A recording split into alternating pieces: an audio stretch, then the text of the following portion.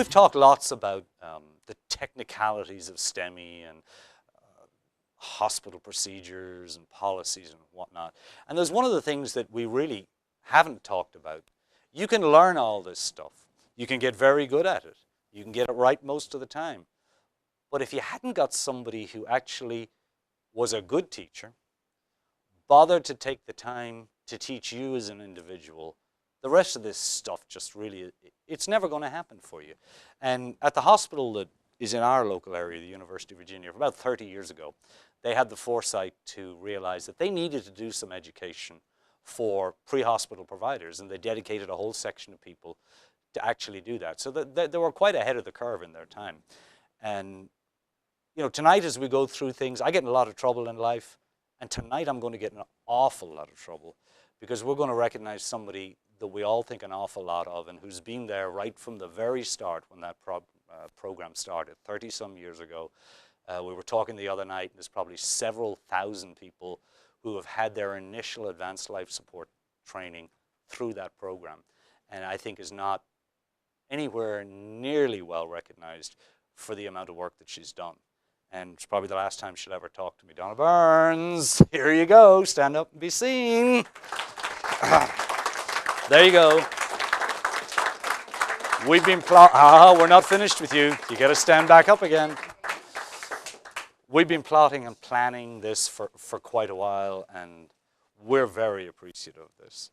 I'm very appreciative because you put up with me, and in some way you're sort of to blame for me doing this. So either way, it could be good or bad. This program started, like I say, about 30 years ago, and over the time that that program has been going, she's had partners. And the partners have come and go.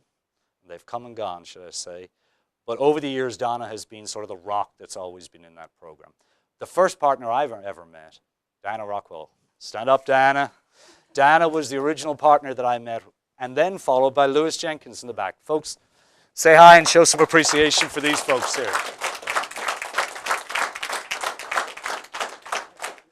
What we're going to do right now is we're going to go on with David Burt, and we're going to do the STEMI Showdown. Dr. Burt, all yours. Thank you, Tom. How are we doing tonight? Good. All right, so this is a little bit of an experiment. We've got you guys, we've got our program, and so we're going to run through a few cases, and we call this STEMI Showdown. And you all have a clicker, and every time we have a case, you get a chance to put in an answer. And so our objectives today are fairly simple. We want to have a little fun. We want to do some STEMI cases. You want to beat your enemies, support your friends, and most of all, the reason we're doing this here is because sometime down the road, when you have a patient and they have symptoms and you do a 12 lead and actually have a STEMI, then as we were talking about earlier tonight, it actually might be your chance to save grandma, right? So let's keep that in mind. So there's not a lot of rules. So today, if we give you some history, great. If not, just assume it's something that could be cardiac ischemia. If we don't give you any past medical history, don't worry about it. Remember, time is muscle. You might have 15 seconds or 10 seconds, but you got to make a choice, right? And really, your responses today are it's a STEMI, it's not a STEMI, it's not a STEMI but something otherwise bad, or the choice that's not on here but we put in, I'm not sure, right? So we're going to give you a little out factor. So let's do some showdown. So number one, 82-year-old female. She's got a history of some stones, a little bit of AFib. She's your typical Virginian. Supports a local industry. She's still smoking her Camels. Here she is. Take a look at the ECG. Bad or not? STEMI or not? What do you think? You have 7, 6, 5, 4, 3, 2. Make a decision. All right. 96% say STEMI.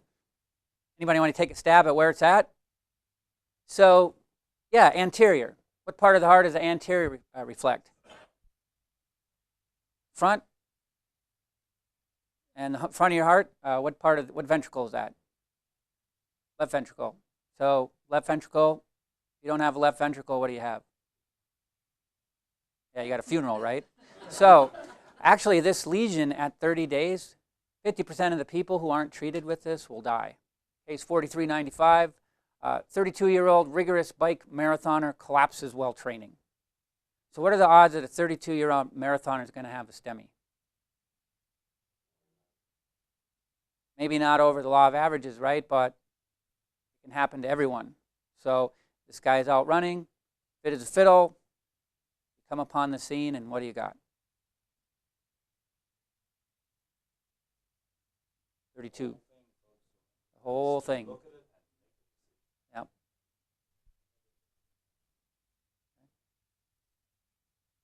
All right. So 73%, 14%. Got a I'm not sure, that's okay, and other urgent. Anybody want to take a stab? Okay, could be maybe an inferior, something going on inferior. Yeah, take a look. We actually have anterior, but also look out to the sides. How many of you noticed a lateral infarct going on? I see some nods out there. So if you have lateral and anterior elevation, what does that say about the lesion? Yeah, left main, widowmaker, right? Okay. Male, 59, chest pain the night before.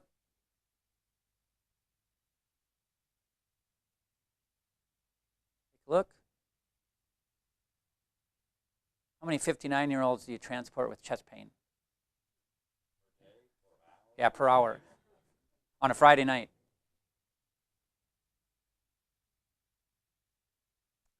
All right.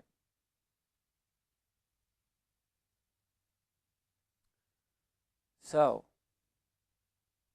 what do you guys think?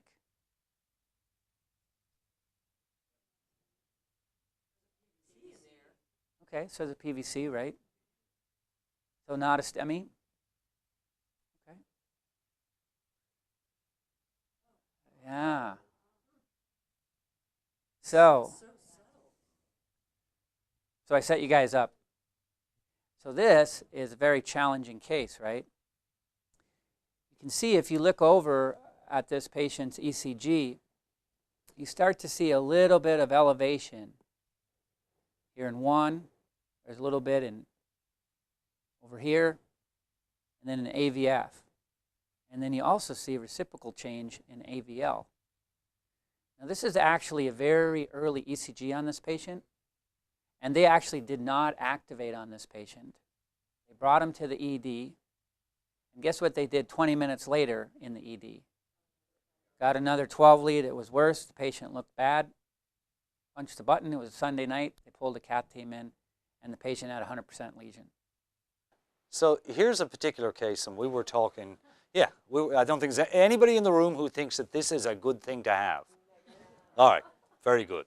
But we talked earlier on when we were doing the discussion about the difference that doing the right thing, doing it quickly, having a fairly low suspicion rate for doing 12 leads and taking care of people.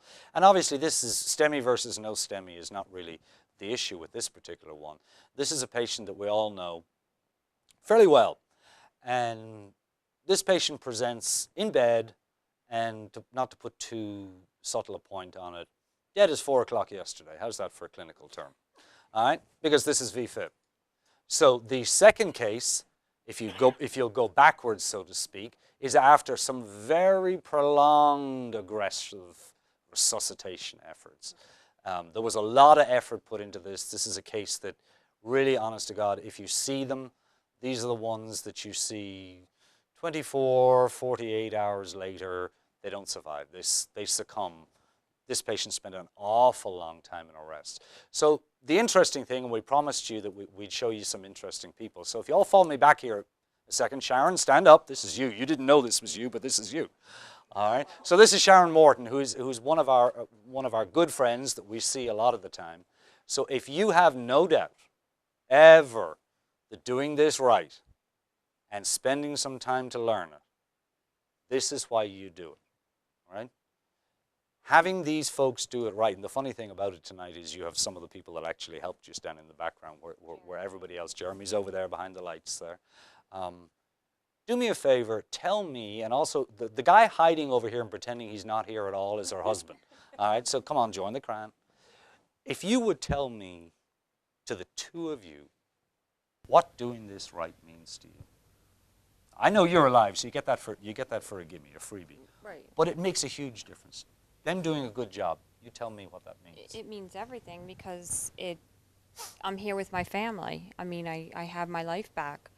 I'm here with my family, and Orange EMTs are awesome. I mean, they still continue to be awesome because I still have a couple things I'm going through, and they've just saved my life time and time again. We have got to see Sharon quite a bit, and even though I take no credit for this because I was asleep in bed when this happened to you the first night. We've met, as you've kind of made a habit of doing strange things over the last little while. We have met, and the family we've come to be, I think, probably fairly reasonable, friends over this, to the point to where I'm sort of glad her husband. I've been in Sharon's house with her when he's not there more than should just be allowed. It's just. So he's very understanding, but he knows I'm there for the right reason. Jeff, give me your Reader's Digest version of what this did for your family. It gave me a second chance to celebrate my life with my wife. Wow. You can't beat that, can you? Every In one day. sentence. You're more eloquent than I. Can you? Here, we'll swap. You stand over here. You do all the talking. So there you go, folks. Thanks, Jeff. Thanks, Sharon. Everybody, give them a round of applause. You don't get to see many of these. Well, I think that's a great perspective. And, sometimes we look at patients and we talk about 12 lead that you did, but I think a story like that always makes us remember that every patient that we take care of is someone's wife or husband or uncle or grandma. And you'll see me refer today how I talk about grandma. And I think that's why we do these things, because here's somebody that's obviously has died. Now you're alive. And that basically sums up care. And certainly this isn't a STEMI, but the reason we put this in here is because it reflects upon the power of what EMS can do. Certain times it really makes a difference. So I think that's a fantastic story. So here's another one. And this is another real one.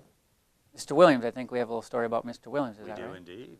Mr. Williams is here with us, and this is one of the other stories that we talked about earlier on, where doing lots of 12 lead ECGs just because you have a little suspicion. Mr. Williams saw us all one day, and in fairness, you can probably describe yourself that day, and when you and I talked, you didn't describe yourself as terribly sick.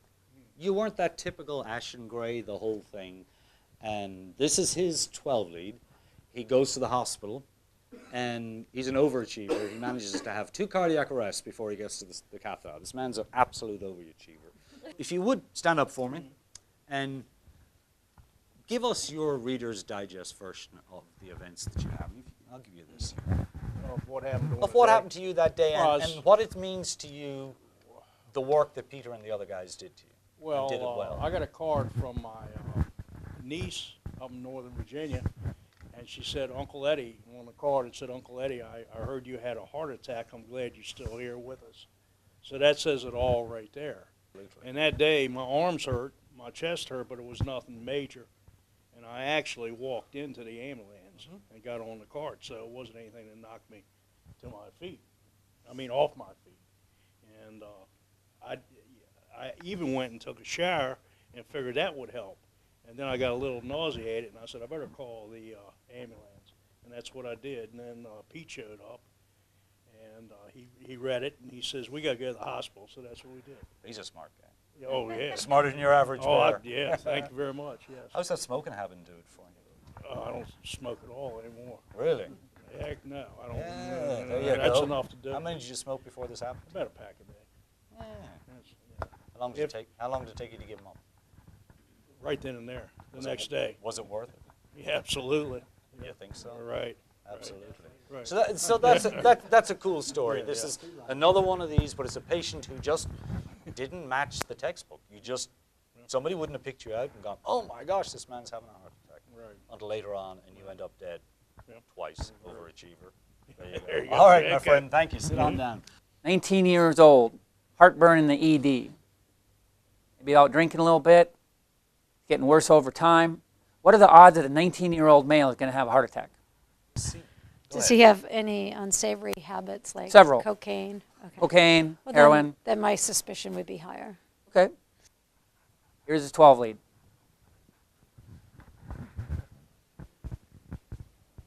Make a decision, folks. In Look at fact, the information and make you only a get 3 decision. more seconds. 1, 2, 3. Okay. Where's the STEMI? Everywhere. Yeah. So do you know why this guy was 19 and he had a heart attack? He's adopted. Didn't know that his family had familial hypertriglyceridemia and his triglycerides were 1,471. So again, 58-year-old male, no prior history, pumping gas at the 7-Eleven. Maybe he's thinking about driving away without paying for it, whatever. He got dizzy en route to the hospital because he did actually call EMS.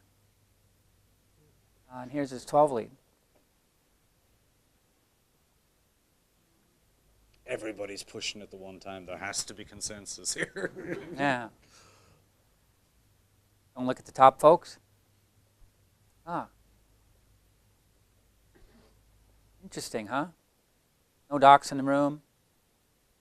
But 96% of us got it right, and the other person said something urgent. See? So most of the time, the reason lesions like this don't get reperfused is because someone doesn't do the 12 lead. And this is a classic case. You've got elevation in 2, 3, AVF. You've got depression in AVL. You've got reciprocal changes over in the other leads. And it actually says up top, inferior infarct. It's a hint. It's a hint. There you go. So if you can read, you can do it. So look at this. Wow. Not bad. They got this guy out of the gas station. They did the 12 lead. They called it in. The cath lab was ready. The wheels didn't stop in the ER. They slammed in some aspirin and some heparin. 19 minutes door to balloon, right? But the real important thing is that total recognition to reperfusion was only 51 minutes. So moving on, another young guy, 24-year-old male, no history of illness, says I never get sick, just have a lot of pain when I cough, I'm coughing a lot, and yeah, he's been snorting a little cocaine. Here's his ECG. Understanding that he uses a lot of cocaine, and those of you that know cocaine is not good for coronary arteries, is it?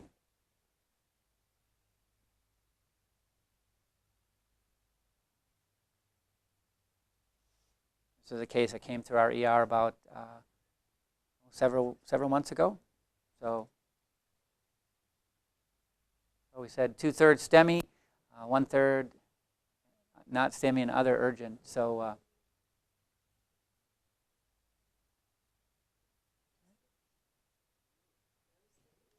no STEMI.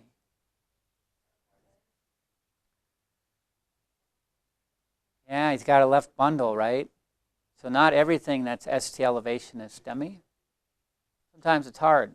But left ventricular hypertrophy, and he's just starting to widen out into a left bundle, kind of gives you that look. And the only way you can tell the difference is looking at a lot of STEMIs, right? 38-year-old heavy smoker comes into the ER. He's got tightness in the upper chest and radiating to the neck and jaw. He gets short of breath. And here's her ECG. Looks in tough shape.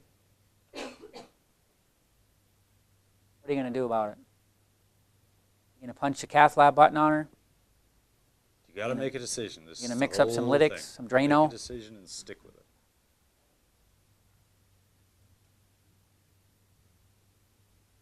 Not a STEMI?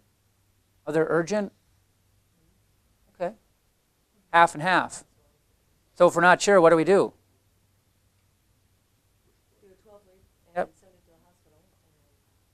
Okay, and now she's in your hospital and she has this. She looks bad, but her ECG is not a STEMI. For now, right? So if she continues to look bad, what do you do later? Yeah, so that's what they did here. Now, what do you see? Okay. Same patient. Oh, you just gave away the answer. You're fired. If you got a prize, Yeah, we don't get 100% if you got a on this prize, I one. want it back. We're taking your prize back. All right, so let's see what we think. Okay. We're teachable. So We where's are this? a bunch of risk takers here. So where's the STEMI on this? This is actually a trick question. The elevation that I see is in lead 1, lead AVL, and there's depression of V4, V2, V3, AVF. All over the place. All right, did you all see that early on before he pointed it out? The elevation. So this is actually an example of the most commonly missed STEMI presentation, and that is a fairly isolated lateral elevation, because you rarely see the elevation in your far lateral leads like you do in the big tombstone region here, right? We're all familiar with tombstones. But when you have an isolated lateral infarct like this, sometimes people miss it. Only 7% of STEMIs are this. But repeat ECGs, reciprocal changes, y'all looked at this and said this is a bad looking ECG. So remember and be aware of the isolated hidden far lateral infarct, right? This is usually a significant lesion. What's the best way not to have a second heart attack?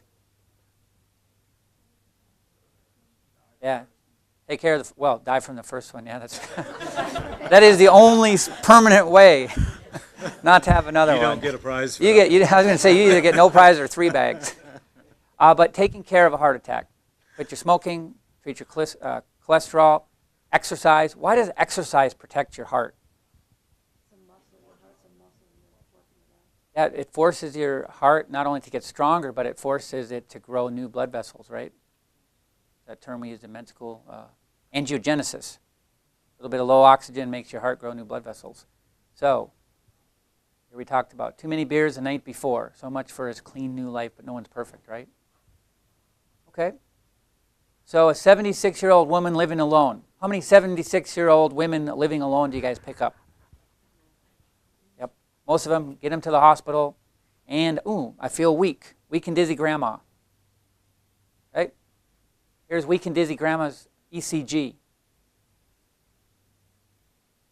10 seconds. Been weak and dizzy. Yesterday she was weak and dizzier than the day before. She's chronically weak and dizzy, but she called you tonight because something was different about her weak and dizzy. What do you think? Okay. Anybody want to take a stab at reading this? We all think it's a STEMI. Most of us. Any takers? Any takers? No. Uh-huh. Going once, going twice. Valerie. All did you right. volunteer, or did she volunteer you and you have no idea what's going on? Okay, absolutely. So inferior. So 2, high, 3, high, 4, high. Depression in AVL, some depression over here. Once I point that out, right, it's very obvious, and obviously most of you picked it up. And remember this, it's the corner over here, the peanut gallery. And then across from the peanut gallery, AVL. So if you see this characteristic elevation in all those 3 leads and then depression in AVL, 94% of the time when you see this and somebody has symptoms, it's an acute MI. Bill Brady. You guys don't know Bill? I think he's forgotten more about ECG interpretation than I've ever learned. And I remember as a fellow learning that from Bill. So remember that. You see that constellation. Here we have it again. 40% of the STEMIs that come through your EMS bay will be inferiors. Remember reciprocal changes. Moving on, chest pain. Sometimes that's all you get. It's There the it guy is. who died from the first heart attack. All right. Well,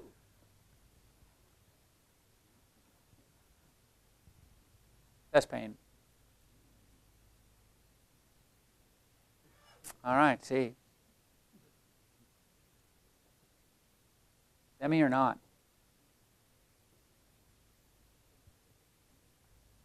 Everybody agree this is a STEMI? No, it wasn't. When they cathed this person had clean arteries. That's what they wanted to know. Don't we all? So is this a false activation? Ah, so you guys are learning. See, this is a lesion. This is an activation without lesion. Because the patient had symptoms that an ECG that 95% of the time is a block, and they got cathed and they had no block. They just were lucky. This could have been inflammation, or it could have been a Takotsubo's, or it could have been a vasospasm, or it just could have been this is their normal ECG, and they had pain and got cathed. So the important point is that even if this was a activation without lesion, it was the right thing to do. Clearly, most of what we're talking about, these people will have a lesion. They'll be, if we see these things, they will. But there are plenty of things that anger your heart and give you abnormal tracings that don't actually have a blockage in them. And I think that's important for people to realize. And I think one of the things that you can do and cause a problem is you start to overanalyze this, the 50 different rhythms you were taught in school, and by the time you're finished, you have convinced yourself out of a STEMI, it becomes one of those missed STEMIs.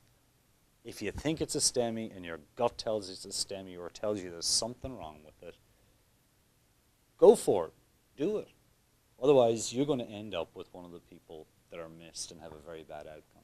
Just a little STEMI intelligence. As you probably are aware, only 1/3 of myocardial infarctions show up on the ECG. That's why we call them STEMI, ST elevation. How do we pick out the other 2/3? Yeah.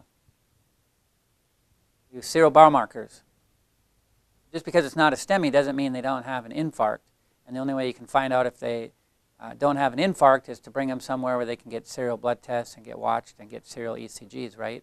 So just because it's not a STEMI doesn't mean it's not an infarct, right? And sometimes we overlook that. Here's typical. You have lazy kids, or maybe the kids just don't want to mow the grass, but there was this person and they had some chest pain because their son wouldn't mow the grass. How many of you had sons that don't mow the grass? How many of you were sons that never mowed the grass? Okay, we got some honest folks here. All right. So here's the ECG. STEMI or not STEMI?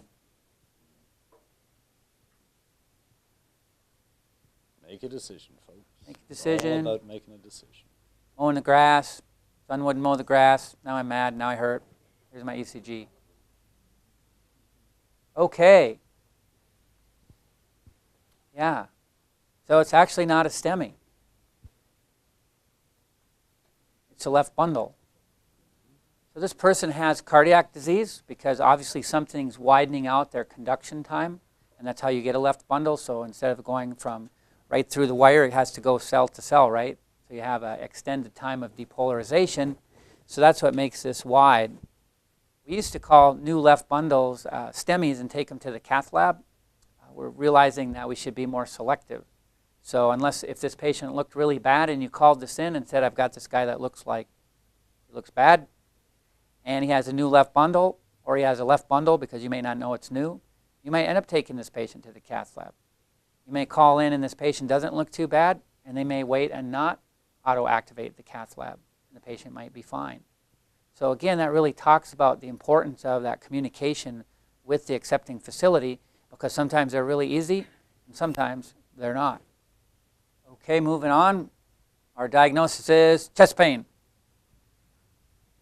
plus nausea and vomiting. So chest pain, nausea, and vomiting. And oh, by the way, I missed my dialysis, and I'm just feeling bad, and I have a lot of chest pain. And here's their ECG. Little old grandma, Miss Dialysis, has chest pain. What's going on? Heart rate of 42. Okay. Survey says not STEMI 42, STEMI 8%, other urgent 50. What's going on with grandma today? Yeah, hyperkalemia, right? Classic. Very, very, very peak T waves, changes in her PR interval. Sometimes knowing what to look for makes it easier, right? How many of you, when I said the words missed dialysis, perked up? You guys all started nodding your heads, and now you were looking for this. So sometimes knowing what to look for is really important. So what's the treatment for this? Yeah, calcium, stabilize the membrane, glucose, some other things, and then get grandma to dialysis, right? So not always easy. She was having chest pain and it was really bad. Could you maybe talk me into saying that's the first hyperacute T wave of a very, very early infarct, only seen in 17% of STEMI cases? Sure. But your money would be hyperkalemia in this lady, and indeed her K was 9. So not STEMI, but something just equally as serious. So. Okay, folks. That's about it for the STEMI Showdown. We got a lot of people that we're going to thank for tonight. Obviously, Dr. David Burt, everybody who came and participated in it, the patients that were good enough to come out again and tell their story. Obviously, our well-recognized lady, Miss Burns, in the background here. The sponsors that we've had and you've watched earlier on, EMS World and Life Care Medical Transports. We hope you've enjoyed it. We'll do another one next month. Thank you. Goodbye.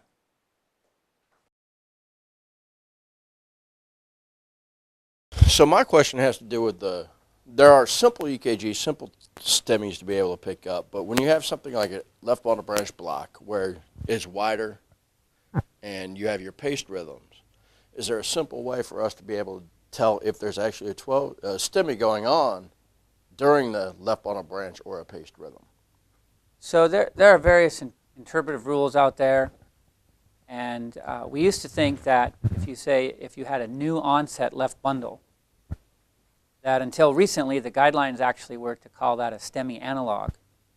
But just recently, for example, we've looked at new left bundles and LVH, and we realized that the majority of them, even if they're new or the patient's having symptoms, are not STEMI, and these patients don't necessarily benefit from taking them all to the cath lab. So a little bit of it is we're getting more and more careful about what and who we take to the cath lab in terms of left bundles and LVH. If somebody has the paced rhythm, they can be a little more difficult to interpret, and sometimes join the 50-50 club, flip the coin and you're right half the time, right? And you won't even get agreement on these folks from cardiology. But again, what we're talking about here today is 85 to 87% of STEMIs out in the field. How well is that rhythm actually perfusing with the left ventricular hypertrophy and the bundle branch block? So when you start to look at left ventricular hypertrophy and left bundles, actually most of the time they're perfusing quite well, unless their other vitals are unstable. So if their pressure is 60/40 or their ultramental status, then they're probably not perfusing. But in general, the ECG finding here doesn't necessarily indicate somebody who's at higher risk of a bad outcome or a problem, unless their clinical condition at that time suggests it. My question was that or I guess a lot of times in the field, I'm just in EMT basic at the moment. A lot of times I'm seeing people going on just 3 leads and 4 leads. What percentage of, I guess, index of suspicion would you find that would show any kind of STEMI where they would say, okay, now you need to go on a 12 lead? That's actually a really good question. I'm glad you brought that up. That the reason we ask you to do a 12 lead is because a 3 or 4 lead done in the field doesn't give you the accuracy to be able to interpret, in many cases, ST elevation, because you need a fixed baseline to compare elevation to, right? And you've probably seen that bringing a patient into the ER where they might have ST elevation on the monitor, and then you bring them into the ER and they hook them up and do a diagnostic 12 lead, and it's normal. So that's why I actually call it a diagnostic 12 lead, because if you're trying to call ST elevation or not, 3 or 4 leads just don't give you the information that you need. Going off some of the stuff we talked about earlier on whether or not to transmit or call, these things when we're recognizing left bundle branches and paced rhythms that are symptomatic or not for a cardiac event, is that something you want to see, be it transmitted or talk to the person in the field? Good question. Depends on who's working in the ER, right? But it shouldn't, right? You know, have you guys ever ran into what I call ER doc grouchitis? Call something in and we're a little bit grouchy. That's going away. So we talked about earlier about STEMI used to be a cardiology disease, and then it turned into an ER disease, and now it's an EMS disease, meaning we're pushing the decision making into the front line. So when you do that, sometimes you're going to make decisions that turn out to be not STEMI, right? But what we're really looking for today are the obvious ones. So if you do a 12 lead and it looks suspicious, call it in and talk about it with the doc. And if you can transmit, that's great, but education is more important, because you've seen today that the vast majority of us here are interpreting these ECGs just fine. And notice we're not calling these into a doc, right? Now these are basic ECGs. Sometimes your patients are going to be a little more difficult, but let's get the easy ones done and then move on to that. And the great thing about ECG interpretation is you can be as good as you want to be, right?